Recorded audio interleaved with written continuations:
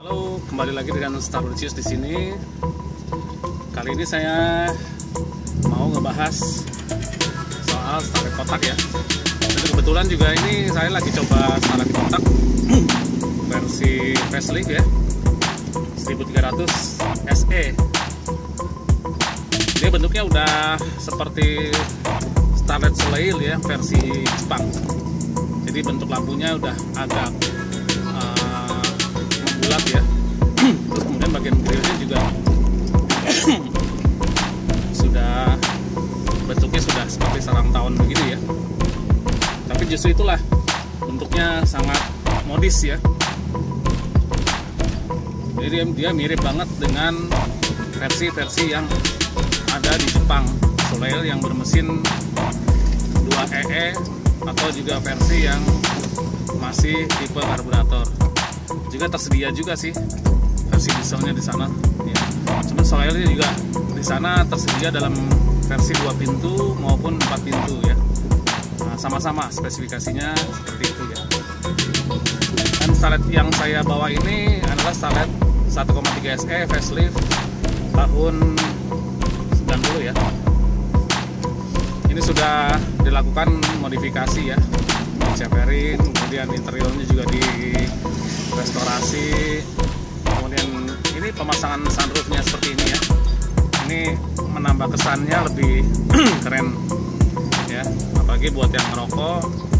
Kalau sedang siang-siang begini kan kita malas buka kaca ya, kita bisa tutup kaca begini, tapi asap rokok itu nggak akan ngumpul di dalam ya, dia akan kebuang langsung ke atas. Ini sangat berguna sekali ya. Jadi jangan lupa kalau nanti hujan kita tutup kembali ya. Oh ya, ngomong-ngomong Starlet kotak itu yang pertama kali masuk di Indonesia itu versi 1000 cc ya, atau XL ya. Sebenarnya dulu belum ada XL ya, pokoknya dulu tahun 85 itu Starlet kotak itu masuk Indonesia dalam kondisi build up ya.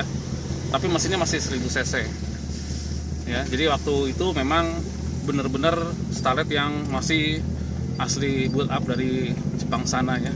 Fitur-fiturnya pun juga sangat minim ya. Tachometer juga nggak ada, dia paling cuma ada jam analog aja ya di situ. Dulu masih menggunakan 4 speed ya untuk yang tahun 85 1000 cc. Tapi setelah mulai 85 ke atas dia udah menggunakan yang 5 speed, tapi belum melengkapi power steering.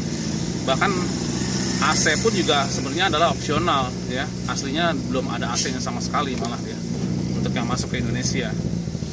Setelah itu dia baru lagi masuk 1,3 yang versi pertamanya itu sekitar tahun 87 ya. Nah, itu yang apa namanya, yang dashboardnya, yang panel speedometernya itu agak beda dengan yang 1,3 SE. Seperti, nah itu juga masuk dalam kondisi build up ya. Jadi tampilannya sama aja sih, dari luar sama, dari depan belakang itu sama aja tampilannya, nggak ada beda. Cuman panelnya agak beda aja, nggak seperti yang Starlet yang masuk ke Indonesia tahun 88 sampai 90 ya. Tapi nggak lama setelah itu Toyota Astra Motor produksi Starlet sendiri ya. Sebenarnya sih tidak memproduksi sendiri, dia sebenarnya merakit ya. Komponen-komponen itu masih asli dari Jepang, kemudian sampai di Indonesia dia rakit, jadilah Starlet versi Toyota Astra Motor ya. Dia mulai tahun 87 itu 88 ya, mulai 88 itu Starlet itu sudah diproduksi di Toyota Astra Motor Indonesia. Dia mengeluarkan versi XL dan versi 1,3 SE itu sampai dengan tahun 90 ya. Nah, pada tahun 90 itu 89 dia 89 akhir sampai 90 dia mengeluarkan, Toyota Astra Motor mengeluarkan versi yang faceliftnya. Faceliftnya itu sama dengan yang Starlet versi Jepang Soleil ya. Dari interiornya juga sama persis sekali. Cuma bedanya kalau untuk yang versi Toyota Astra Motor dia punya pintu 2 ya, ada versi 2 pintunya. Kalau di kita kan semua versinya versi 4 pintu seperti ini ya. Dari sisi performance sebetulnya sih bagusnya memang ambil yang Starlet 1,3 SE sih ya. Karena kan tenaganya juga lebih besar daripada yang 1,0 ya. Kalau untuk dalam kota irit-iritnya ya cuma beda 1-2 km per liternya ya, jadi nggak terlalu signifikan sekali karena dia masih sama-sama menggunakan karburator, punya dimensi mesin juga yang sama ya, tapi dia belum dilengkapi dengan power steering, hanya dilengkapi dengan AC saja.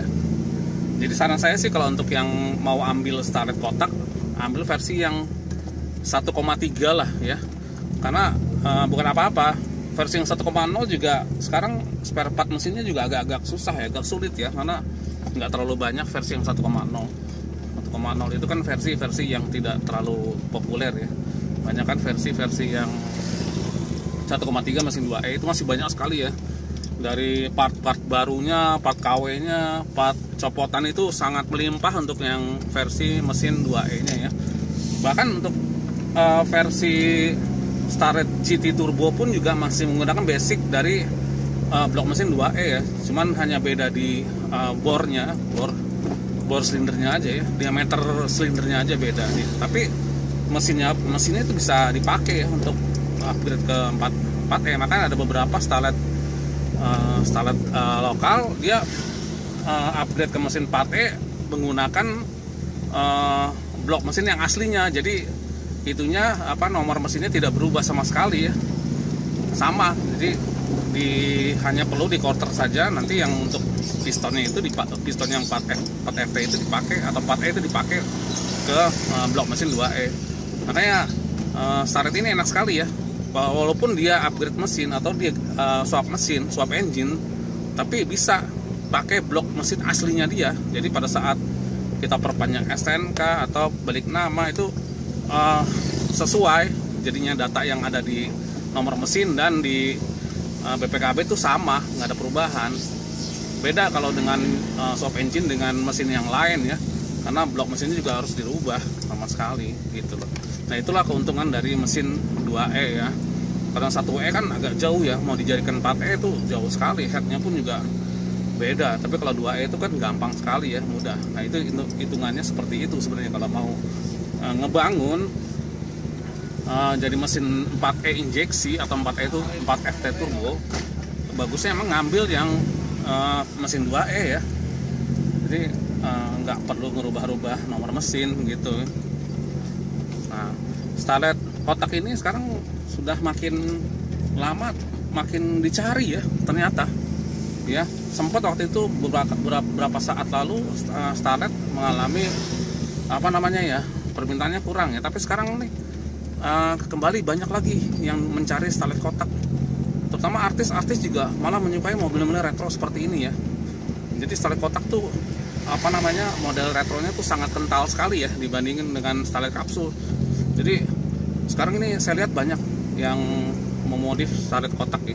Terutama artis kayak artis Gading Martin, dia justru memilih Starlet kotak bukan Starlet kapsul. Padahal kan kalau dari sisi fitur ya memang jauh lebih bagus Starlet kapsul ya. Cuman dari sisi retronya itu sendiri, Starlet kotak tuh aura retronya lebih kental ya dibanding Starlet kapsul. Jadi buat Mas Bro yang mau piara atau mainan Starlet sih, saya sarankan sih ambilnya Starlet kotak ya.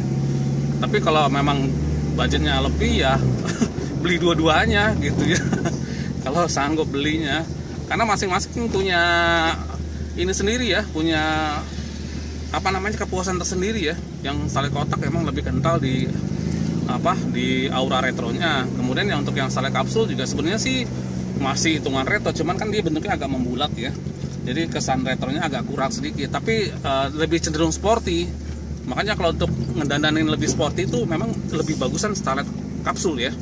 Karena Starlet kapsul itu untuk versi aksesoris JDM-nya itu seperti lampu bulat quad lamp atau grillnya itu ya, depan belakang itu kalau dipasangkan di Starlet lokal, wah itu keren banget, keren abis udah. Itu kalau pakai itu setiap kita jalan, kita bawa, itu pasti orang lirik deh. Mobil baru kalah penampilannya sama Starlet JDM seperti itu ya. Tapi sekarang ini memang anak-anak Starlet pada cari aksesoris seperti itu. Akibatnya apa?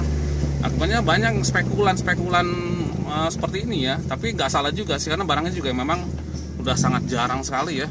Itu kan memang sebenarnya hitungannya limbahan. Cuma limpahan itu kan juga terbatas barangnya, nggak, karena dia limpahan nggak akan bertambah barangnya, malah terbatas. Nah, karena terbatas itulah harganya jadi makin lama jadi makin harganya jadi semakin tinggi ya. Dan sebagai patokan aja, cek nyari-nyari yang barang-barang seperti itu di online shop itu ada yang jual mulai dari 10 juta sampai ada yang bahkan ada yang sampai 15 juta. Ya kan? Jadi kalau memang udah hobi di Starlet itu, kalau uang itu udah nggak jadi masalah loh Mas Bro. Yang penting barangnya itu ada original, kondisinya oke, itu nggak masalah mau harga berapapun. Karena Starlet ini bukan mainan orang-orang yang kaleng-kaleng juga sebenarnya kalau mau main ya. Tapi kalau yang mau main Starlet murah juga ada, cuman kan aksesorisnya nggak bisa dicarikan yang apa namanya, yang versi DDM-nya, karena harganya juga selangit, nggak terjangkau ya. Jadi begitu Mas Bro ya.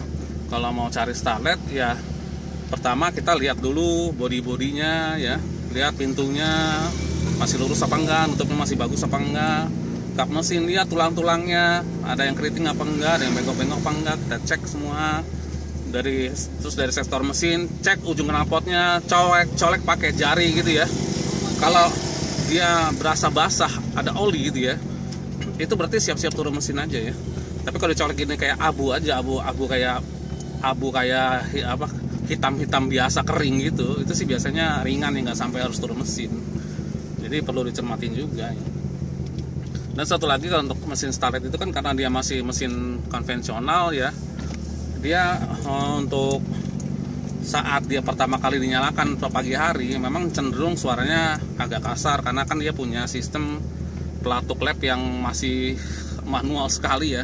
Menunggu naiknya oli dia baru bisa suaranya halus gitu ya. Jadi kalau ada Starlet yang bunyinya agak kasar waktu masih dingin, itu sih masih wajar-wajar aja ya, bukan berarti dia harus turun mesin, masih wajar sekali ya. Jadi nggak usah khawatir, yang penting ujung knalpotnya nggak basah ya. Ada satu lagi, kalau ngebul-ngebulnya warna putih gimana? Ya kalau ngebulnya warna putih berarti dia perlu diturun setengah ya, karena itu bocornya biasanya dari seal clamp-nya ya, bocor masuk ke ruang bakar, akhirnya kebakar. Ciri-ciri yang seal clamp-nya kena biasanya dia ngebulnya kalau digas aja, kalau nggak digas nggak ngebul ya. Kalau masih gasnya ditahan pun jadi nggak ngebul. Nah itu ciri-ciri dari seal clamp-nya yang sudah bocor ya. Jadi gitu sih sebenarnya. Dan buat yang mau mainan Starlet turbo ya, baik yang turbonya 2E TE ataupun 4E FTE, hati-hati ya. Kalau budgetnya kurang-kurang mendingan jangan deh, karena spare partnya itu kan udah nggak ada di Indonesia, udah tidak ada di Indonesia.